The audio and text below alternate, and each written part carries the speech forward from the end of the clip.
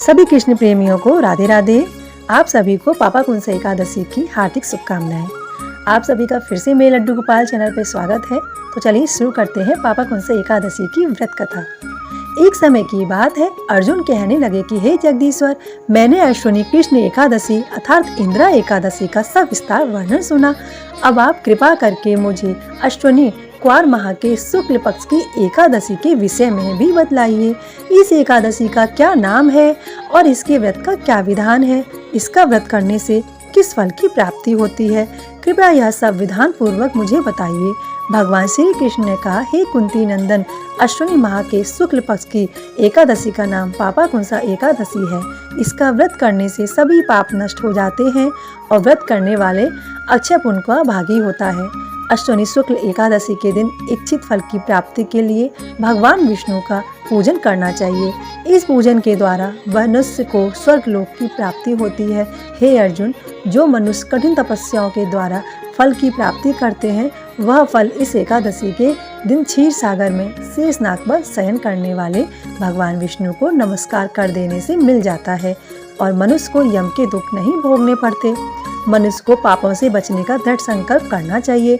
भगवान विष्णु का ध्यान स्मरण किसी भी रूप में सुखदायक और पापनाशक है, परंतु पापा कुंसा एकादशी के दिन प्रभु का स्मरण कीर्तन सभी कलेशों व पापों का शमन कर देता है।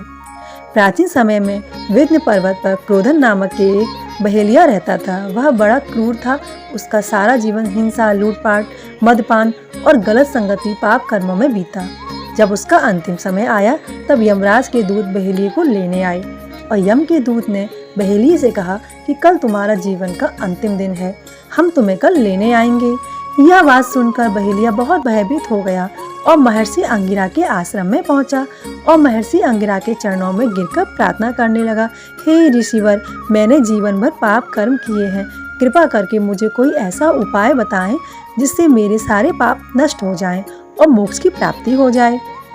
उसके निवेदन पर महर्षि अंगिरा ने उसे अश्विनी शुक्ल की पापा कुंसा एकादशी का विधि पूर्वक व्रत करने को कहा। महर्षि अंगिरा के कहे अनुसार उस बहेलिये ने यह व्रत किया और किए गए सारे पापों से छुटकारा पा लिया और इस व्रत पूजन के बल से भगवान की कृपा से वह विष्णु लोक को गया। जब यमराज के यमदूत ने इस चमत्कार को देखा तो वह बहेलिये को बिना लिए ही यमलोक लौट गई। एकादशी के व्रत में विष्णु चालीसा का पाठ करना बहुत ही फलदायक होता है और साथ ही ओम नमो भगवते वासुदेवाय मंत्र का जाप करना अति उत्तम माना गया है।